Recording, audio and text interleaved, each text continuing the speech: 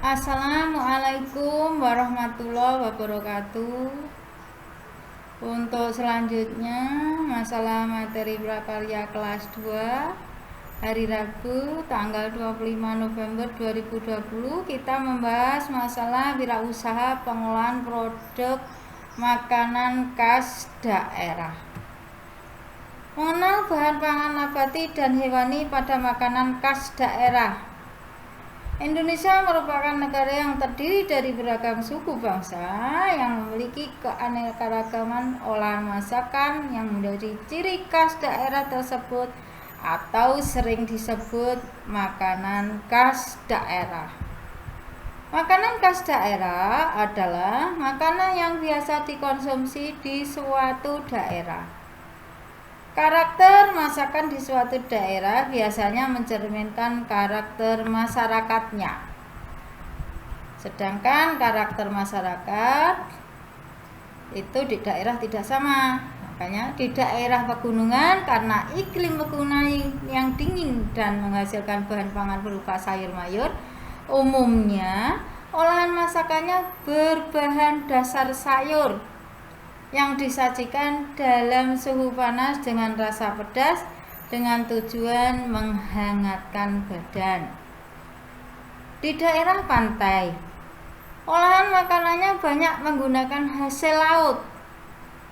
Namun seiring dengan perkembangan zaman, kontak dengan orang dari luar daerah semakin tinggi sehingga melahirkan banyak masakan campuran yang ikut memperkaya produk makanan khas daerahnya. Bahan pangan hewani dan nabati serta pengolahannya. Secara garis besar, bahan pangan dapat dikelompokkan menjadi dua, yaitu bahan pangan yang berasal dari tumbuhan atau nabati dan bahan pangan yang berasal dari hewan, namanya hewani. Bahan pangan nabati adalah bahan-bahan makanan yang berasal dari tanaman, bisa berupa akar, batang, dahan, daun, bunga, buah, atau beberapa bagian dari tanaman yang biasanya digunakan sebagai bahan makanan yang diolah dari bahan dasar tanaman itu sendiri. Bahan pangan hewani merupakan bahan-bahan makanan yang berasal dari hewan atau olahan yang bahan dasarnya dari hewan. Karakteristik bahan pangan nabati dan hewani. A. Bahan pangan hewani memiliki daya simpan yang jauh lebih pendek daripada bahan pangan nabati bila dalam keadaan segar, itu kecuali telur loh ya. Pendeknya daya simpan ini terkait dengan struktur jaringan hasil hewani. Bahan pangan hewani tidak memiliki jaringan pelindung yang kuat dan kukuh sebagaimana pada hasil tanaman. Karakteristik lain. B. Bahan pangan hewani bersifat lunak dan lembek sehingga mudah terpenetrasi oleh faktor tekanan dari luar.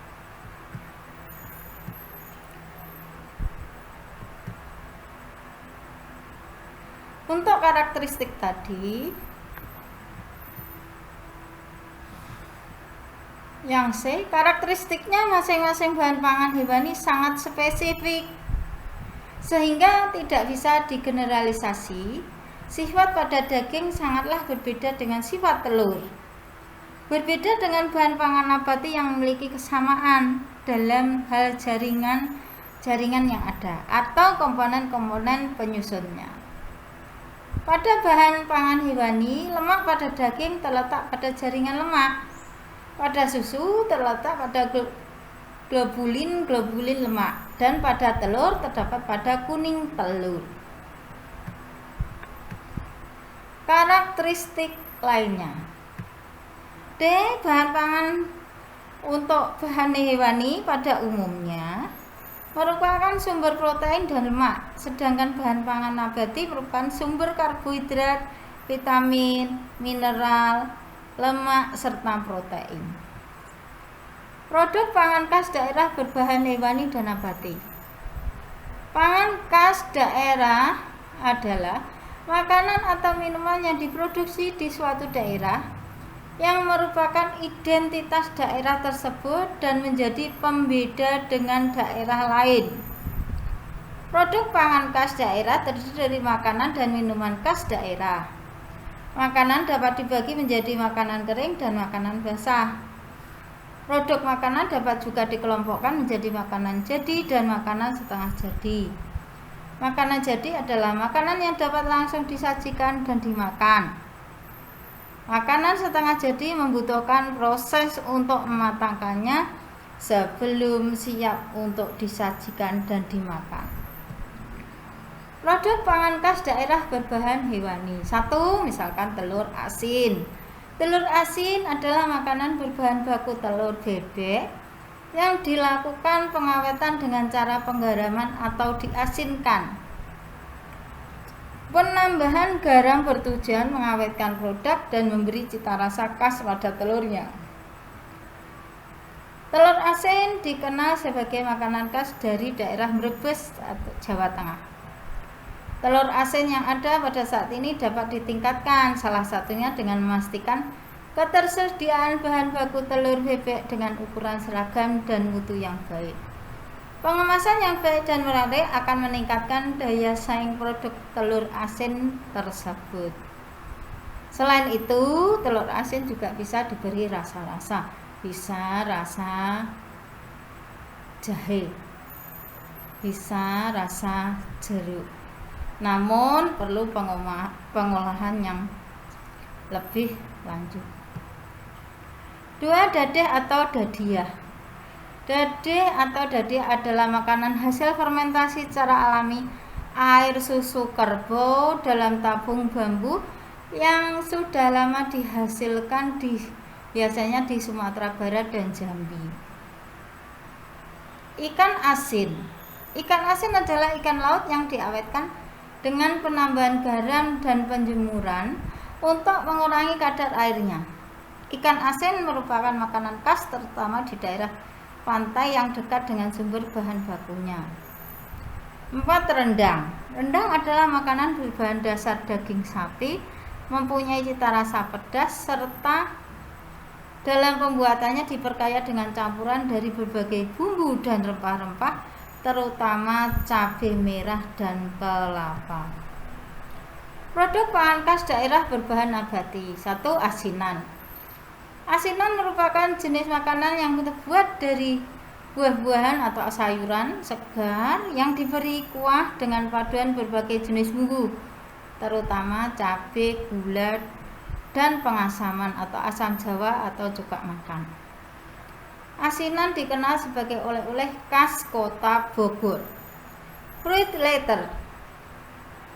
Fruit leather adalah jenis makanan dari buah-buahan yang sudah diproses dengan cara penghancuran buah, pencetakan yang kemudian dikeringkan. 3. Keripik buah.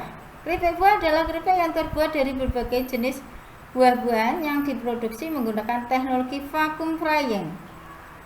Yang 4. Mochi. Mochi adalah makanan yang terbuat dari ketan yang ditumbuk sehingga lembut dan lengket, kemudian dibentuk sesuai selera. Macam-macam pengolahan makanan. A. Memotong dan mengupas. B. Pemerasan, misalnya membuat jus buah. C. Pemasakan meliputi menggoreng, merebus, dan memanggang. D. Peragian, misalnya pembuatan tempe, tape, dan seterusnya. E. Pengeringan. F. Pasteurisasi. Terima kasih, semoga materi kali ini sangat bermanfaat bagi anak-anak semuanya. Jangan lupa tetap jaga kesehatan dan tetap diajarkan untuk ibadahnya, biar selalu diberi keberkahan dalam hidup. Belajar yang rajin demi masa depan kalian semua. Yang utama jangan malas dalam segala hal. Ingat, dipelajari untuk ulangan ulangan PAS. Kita bahannya dari bab 3 dan 4. Terima kasih lagi, sekali lagi terima kasih lagi. Jangan lupa